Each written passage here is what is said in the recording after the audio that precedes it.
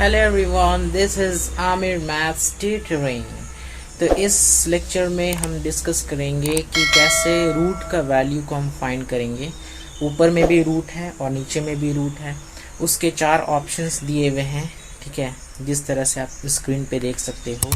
तो उसको हम कैसे सॉल्व करेंगे, ठीक है। इसका एक छोटा सा फॉर्मूला है, ट्रिक है। चलिए हम इसको जल्दी से शुरू करते हैं। तो देखो क्या करना है। सबसे पहले ये 2 रूट का वैल्यू हमें फाइंड करना है। ये 4 ऑप्शंस आपको दिए हुए हैं।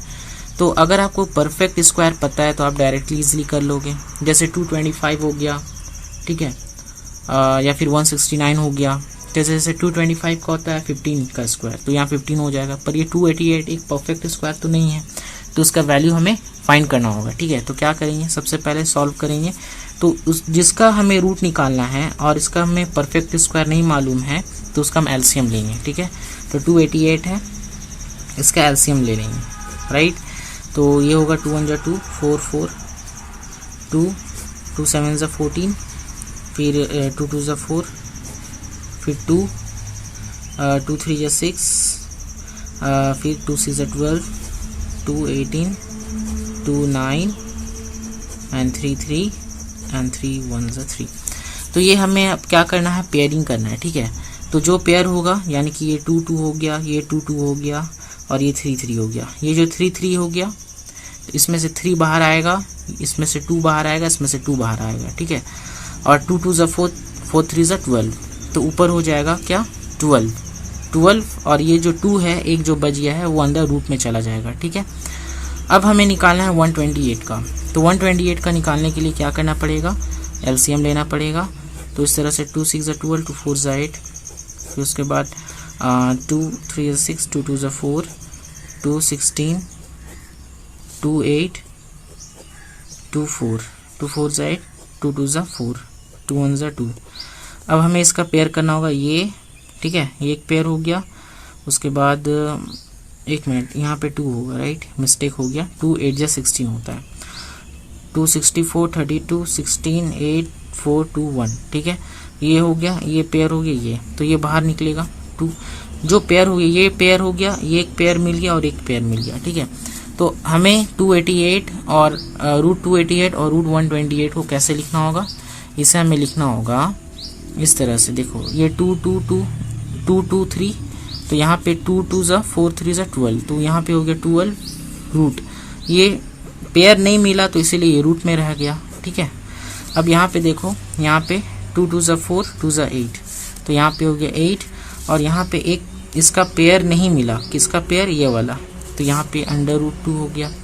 तो ये कैंसिल आउट हो गया, तो है ना, ये कैंसिल आउट हो गया। अब हमें 12/8 यानी कितना होगा, 4 3 जा 12, 4 2 जा 8, तो कितना आया, 3/2।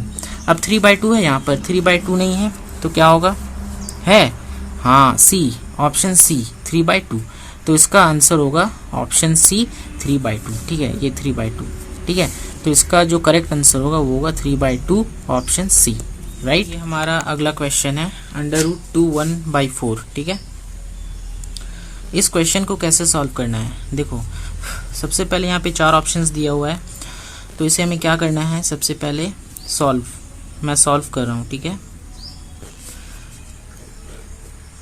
2 1/4, ठीक है।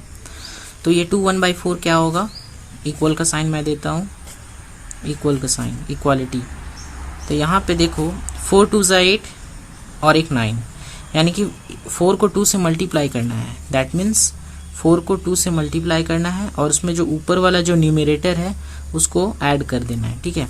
ये मल्टीप्लाई होता है और ऊपर वाला जो न्यूमरेटर है वो ऐड हो जाता है, ठीक है। 4 2 जा 8 और एक 9, तो यहाँ पे हो जाएगा, ऊपर 9 हो गया और नीचे 4 एज इट इज रहेगा। ये जो नंबर है वो एज इट इज रहेगा, हो गया। अब हम जानते हैं, we know that WKT, we know that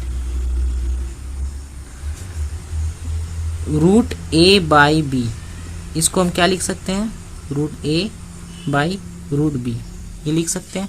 उसी तरह से हम क्या करेंगे, इसे हम लिखेंगे रूट 9/√4, ये लिखेंगे। अब इस रूट 9/√4 को 3 3 जा 9 होता है, तो 3 का डायरेक्टली हो गया, और ये 2 2 जा 4 2 हो गया डायरेक्टली।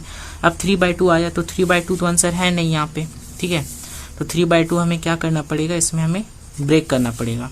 तो हम इसको ऐसे लिख सकते हैं क्या, 1/2, 2 1 2 और इसमें 1 ऐड करेंगे तो 3 हो गया। यानी कि 2 को 1 से मल्टीप्लाई करना है, इसको इससे मल्टीप्लाई किए और ये ऊपर वाला जितना इसको ऐड कर दिए तो हमारा कितना आया, 3 आया और नीचे 2 हो गया तो 2 एज इट इज हो गया। ठीक है, तो ये 3/2 हो गया। ठीक है, तो इसे हम क्या लिख सकते हैं, 1/2। यानी कि देखिए 1/2 है यहाँ पर, 1 देखिए ये वाला। ठीक है, तो इसका करेक्ट आंसर होगा 1/2, 2 1 2 और एक 3/2। ये हो गया ऑप्शन बी। आई होप ये वीडियो और इस वीडियो में 2 क्वेश्चंस आपको समझ में आए होंगे कि कैसे हमने डिविजन्स में रूट्स दिए हुए हैं, इसका वैल्यू को इवेलुएट किया और इसको फाइंड किया। और ऐसे क्वेश्चंस अक्सर बोर्ड एग्जाम्स में, कॉम्पिटिटिव एग्जाम्स में आते हैं और इसका ट्रिक का यूज़ करके आप किसी भी टाइप के क्वेश्चंस को, यानी कि जो कि रूट्स में है और डिवाइड में है, इस टाइप के क्वेश्चंस को आप इजीली फाइंड कर सकते हो। आई होप ये लेक्चर आपको समझ में आया होगा, अच्छा लगा होगा। हम लोग मिलते हैं नेक्स्ट लेक्चर में और इसी अच्छे से ट्रिक के साथ। Till then take care, thank you so much, bye bye.